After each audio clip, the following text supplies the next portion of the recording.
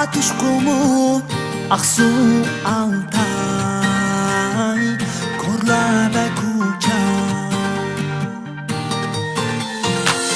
Ana yurtum sen bu dünyadaki en güzel makan. Goya patmaz bu yaşta çeksiz mihirga to'lgan. Alg'izaqdan bu qildi guliston harman.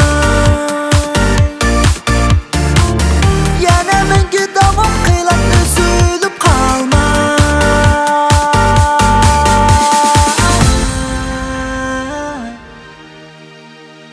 Yurtum sana vücudumda cheksiz muhabbet.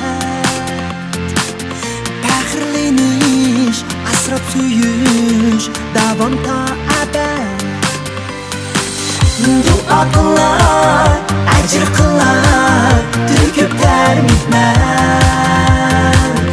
Ana yurtum, o'z farzandingman, o'zimmiz haqiqat. Yusuf Mahmud farzandim faxrim, mahkam yodimda. Allay Batur bak qahramonlar o'tgan qo'yiningda. Sen joyib tutmishga u emassiz deraksiz. U jismingda vaqt siymat tugimas cheksiz.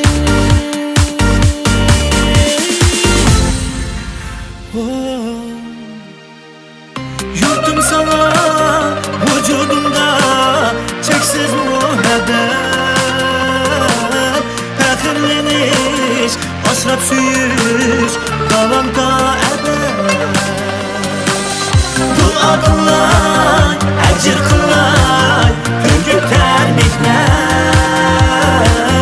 Ana yurtum, o'z farzandingman, o'zimmiz haqiqat.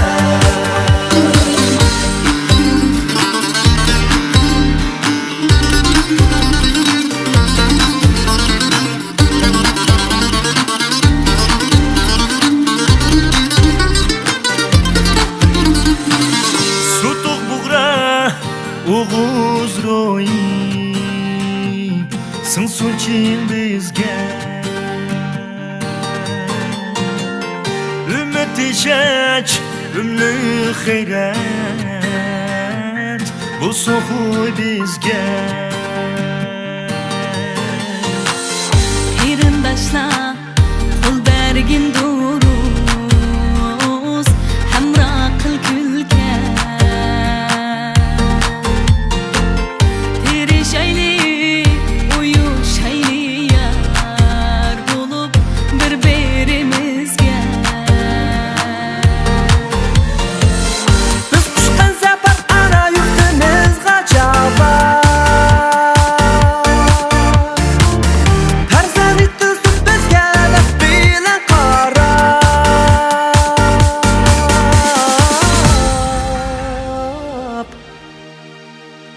Yurtum sana vücudumda cheksiz muhabbet.